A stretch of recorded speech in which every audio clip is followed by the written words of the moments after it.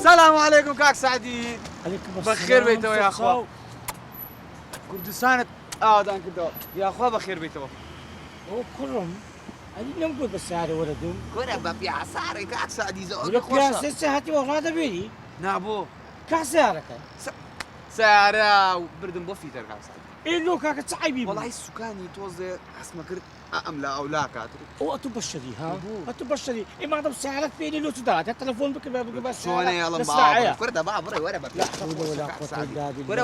ورا باس هندستان بوكا. ورا باس هندستان بوكا. هندستان سكات. حاليا كل ساعتك ذكرت ما دام ساعات بيني. كورا الرياضة جورو دريش أبو خما ما دام قصة يا صار ورا. روجك دادتهم هبدا كل شيء. كورا ده بابا. كاكا زيتشا هبرو ماري او هذا كاني ماري بدي تبقى تاع خوما ديال مدام روح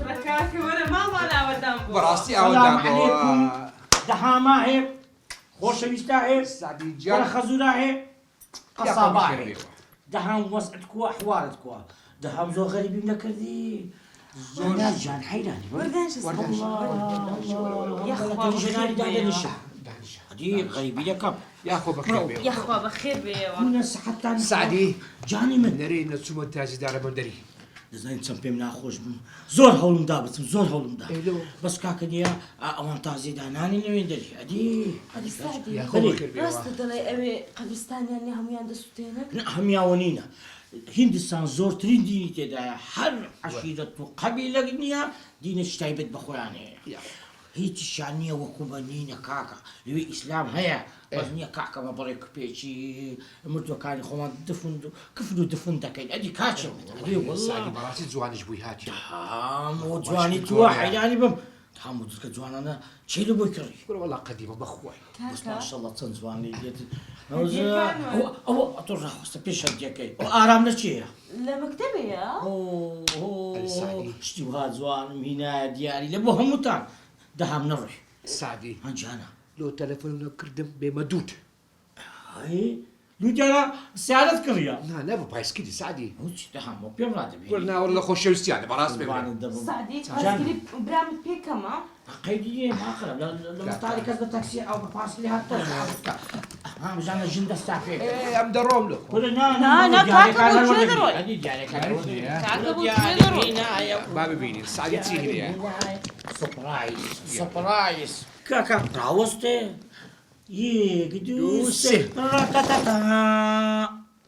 لا لا لا لا بابا سيرين وزور جرام بهاي بس من داوي وشو نكردبو حيراني بم شتي جرام بهالو تو نبي لو تشبي اتو شايني ولا بيكي بابم اتو هاوسري سعدي بزازي قوتم يا كسكش دبينيا بوفا لقرم قوتم دبينيا حتى لو ينبم نبي بيبي ده سبرايز كان بينا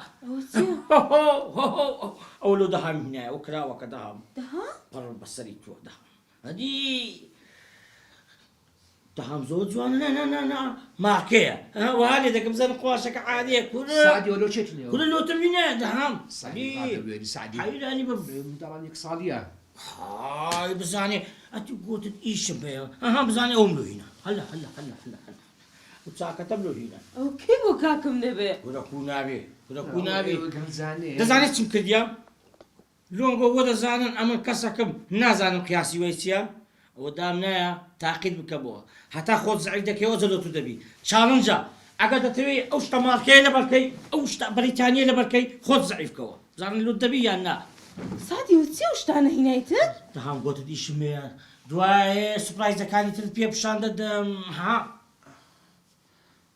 نري لو توا أولو تنابي بابا أولو مدارو كانا لو آرامي منايا كل سعدي كي آرام الرزيمة وما ولا بركة سعدي تأكيد يا تو شانتينيا وشان تعمل بارامينا سعدي لو شتني عارف زاني أنا تياريني قراي ليك أنا مازدك قراي هدي بابا نابي بابا والله يبدو شو رأي سعدي؟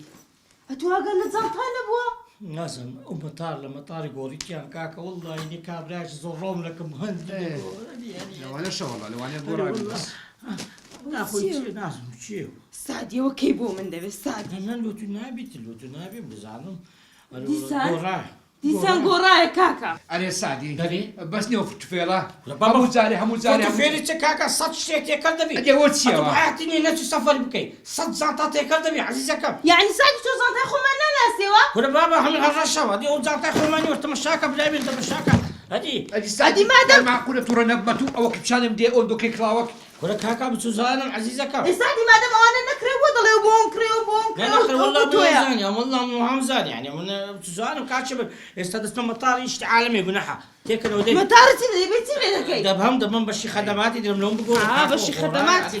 حمود تعرف. خوش تخشي عيبة والله وينه؟ تي قدا نازع قلت او ناوي تسير سبرايز تسير تي قدا بلاش علاش رايس دي هروج وانا ميتبا هو رجي بهانيكا همو زاري في تفيلا جديد يقول داتل قاعد دهم احترامي خذ بقول بابا احترامي تسير سعدي بقدر احترامي قبل دبي سعدي شتك بدوزيا وهميشه شو كاكا قرايا عزيزة كم سعدي. أما دي أم هذه بشان داتا دمزانا قرايا أنا زول عيبة لبطال ورا سعدي شو ولا تسيب دهم دامي شبصة سعدي سعدي ما بروح